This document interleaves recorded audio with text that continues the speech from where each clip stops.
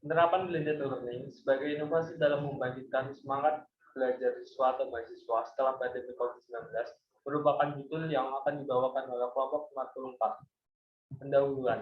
Pada tahun 2020, umat manusia harus menghadapi dengan kasus COVID-19. Pandemi dan dampak yang dihadirkan juga turut dirasakan oleh dunia pendidikan. Sebagai langkah upaya penyebaran COVID-19, pemerintah mengeluarkan sistem di mana kebijakan mengharuskan menggunakan sistem daring. Pemerintah mencatat terdapat sebanyak 60 juta siswa di Indonesia melakukan sekolah jarak jauh selama pandemi.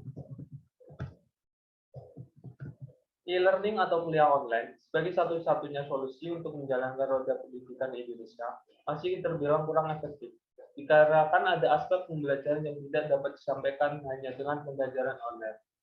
Kebijakan ini memberi warna dan dampak yang positif bagi metode pembelajaran di Indonesia.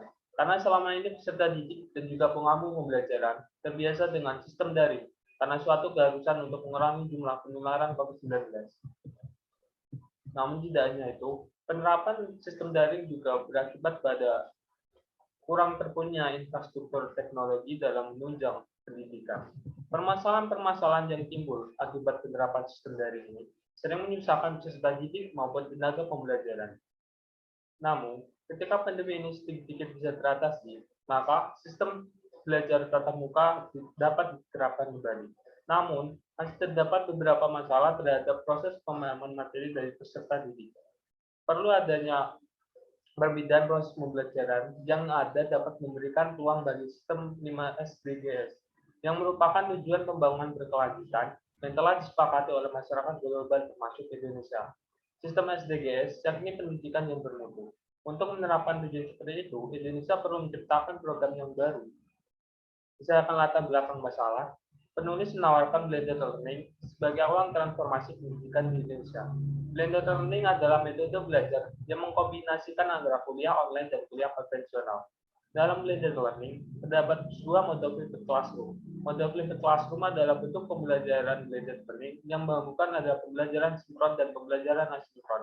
Pembelajaran sinkron adalah pembelajaran tatap muka secara langsung antara mahasiswa atau siswa dengan pengajar. Sedangkan pembelajaran asinkron adalah pembelajaran secara mandiri yang ada di dalam platform digital.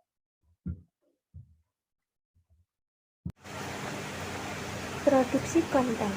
Tahap ini, seorang pelajar diharapkan dapat mengembangkan media pembelajaran sehingga memudahkan mahasiswa memahami materi yang hendak disampaikan dalam proses belajar. Media pembelajaran tersebut dapat berupa modul, video, audio, dan lainnya. Selain itu, pengajar juga bisa memanfaatkan media yang sudah tersedia seperti YouTube dan layanan penyedia konten lainnya. Perancangan capaian pembelajaran. Seringkali kita menemukan sebuah paradigma jika sudah meletakkan bahan ajar online, maka kita telah menerapkan pembelajaran daring atau kuliah online. Paradigma ini adalah suatu kekeliruan karena pada dasarnya penerapan kuliah online tidak hanya menyediakan konten pembelajaran secara online, tapi juga untuk mengembangkan potensi siswa dan mahasiswa sesuai dengan capaian pembelajaran dan tujuan pembelajaran. 3 level pertama atau terbawah merupakan lower order thinking skill, sedangkan 3 level berikutnya higher order thinking skill yang menerapkan blended learning taxonomy belum dapat dijadikan acuan dalam pengembangan bahan ajar dan aktivitas pembelajaran. Pengembangan sangat penting dalam pengimplementasian blended learning. Desain blended learning yang baik harus memperhatikan pemilihan serta pengaturan dari aktivitas-aktivitas dan tugas-tugas serta dapat mengatasi kendala-kendala yang ada pada pembelajaran tatap muka. Beberapa model yang dapat kita gunakan dalam pengimplementasian model blended learning. 1. Model blended learning partial. 2. Model blended learning penuh. 3. Alternatif model blended learning. Namun kali ini penulis lain akan menggunakan model blended learning partial. Adapun mekanisme yang dapat dilakukan, di awal bulan tanggal 1 2022 dilangsungkan pembelajaran secara konvensional. Ini cocok untuk jurusan sosum yang notabene tidak melakukan praktik. di laboratorium.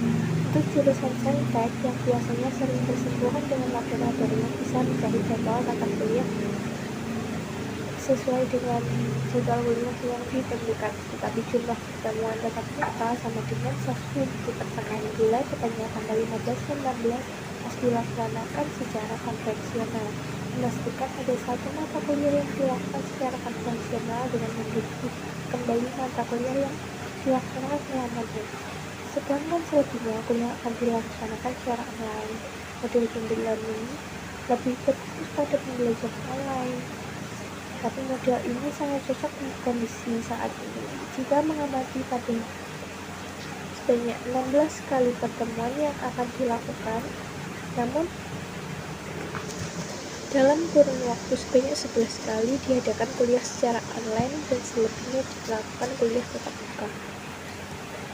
Kesimpulan, walaupun model ini banyak menggunakan kelas online, akan tetapi diharapkan bisa membantu siswa atau mahasiswa beradaptasi dengan kebiasaan baru lagi menggunakan metode blended learning setelah pandemi dengan menggabungkan kelas online dan tatap muka untuk mengatasi shock siswa atau mahasiswa pada masa transisi pembelajaran. Dengan sinergi yang baik dan perencanaan yang matang, diharapkan siswa atau mahasiswa memperoleh hasil belajar yang maksimal serta nyaman. Dengan demikian, penulis berharap penerapan blended learning bisa menjadi solusi untuk sistem pendidikan di Indonesia setelah pandemi. Karena sebagaimana diketahui saat ini negara-negara maju terkhusus di bidang pendidikan menggunakan konsep blended learning dalam menunjang sistem pendidikan. Sekian dari kelompok kami, mohon maaf apabila ada kesalahan kata maupun kegiatan. Wassalamualaikum warahmatullahi wabarakatuh. Terima kasih.